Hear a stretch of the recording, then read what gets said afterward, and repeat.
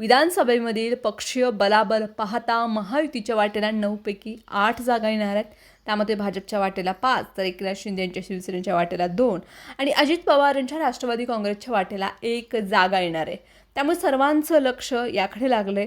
तर यावेळी महाविकास आघाडीमधील काँग्रेस, उद्धव ठाकरे आणि यांची शिवसेना, राष्ट्रवादी या 3 पक्षांना एकच जागा मिळणार आहे. शरद पवारांच्या राष्ट्रवादी काँग्रेसच्या वाट्याला नुकतीच झालेली राज्यसभा जागा ही आधीच मिळाली आहे. त्यामुळे या जागेवर आता उद्धव ठाकरे आणि शिवसेना काँग्रेसचा दावा असणार आहे. त्यातच उद्धव ठाकरे हे निवृत्त होणार असल्यानं त्यांनी निवडणूक लढवण्याचं ठरवलं. तर काँग्रेस माघार घेणार आहे. आगामी काळामध्ये विधान परिषदेच्या 9 जागांसाठी निवडणूक होत आहे आणि या विधानसभेचं संख्याबळ 288 इतकं आहे. त्यानुसार विधान परिषदेच्या प्रत्येक उमेदवाराला विजयासाठी पहिल्या पसंतीची 29 मतं मिळणं आवश्यक आहे. त्यामुळे भाजपचे 135 आमदार हे असल्याचं त्यांच्या 5 जागा या निवडून येतील. त्यांना 10 मतांची आवश्यकता आहे. अजित पवार यांच्या राष्ट्रवादी काँग्रेसकडे 10 ते 12 मतं अतिरिक्त आहेत. हे मतदान भाजपला मिळू शकतं. त्यामुळे भाजपचे 5ही उमेदवार निवडून येऊ शकतात. एकनाथ शिंदे यांच्या शिवसेनेकडे 57 आमदार असल्याने त्यांच्या वाट्याला 2 जागा येणार आहेत. त्यामुळे त्यांचे दोन्ही उमेदवार सहज निवडून येतील. त्यांना 2 उमेदवार निवडून आणण्यासाठी 58 मतांची आवश्यकता आहे.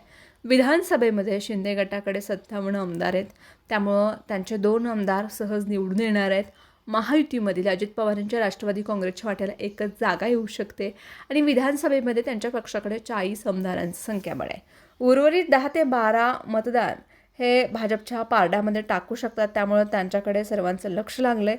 या पार्श्वभूमीवर उपमुख्यमंत्री या एकमेव जागेसाठी कोणाला उमेदवारी देणार याकडे सर्वांचं लक्ष लागलं आहे.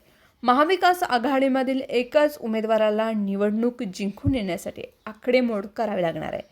विधानसभेमधील संख्याबळ पाहता महाविकास आघाडीपैकी काँग्रेसकडे 16 आमदार आहेत, तर उद्धव ठाकरे यांच्या शिवसेनेकडे 20 आमदार आहेत, तर शरद पवार यांच्या राष्ट्रवादीकडे 10 आमदार आहेत. त्यामुळं 29 आमदारांच्या पाठिंब्यावरती 3 पक्षांना मिळून 1 जागा मिळणार आहे आणि त्याशिवाय अतिरिक्त 15 ते 16 मतदान हे राहणार आहे. मात्र आघाडीनं दुसरा उमेदवार दिल्यास जवळपास 10 ते 12 मतदारांची जुळवाजुळव ही करावी लागणार. त्यामुळं आघाडी हा दुसरा उमेदवार देण्यासही शक्यता कमी आहे. झालेल्या निवडणुकीमध्ये काँग्रेसचे चंद्रकांत हंडोरे हे पराभूत झाले होते. त्यामुळे काँग्रेस आता ताकसुद्धा त्यांनी फुंकून पिणार आहे.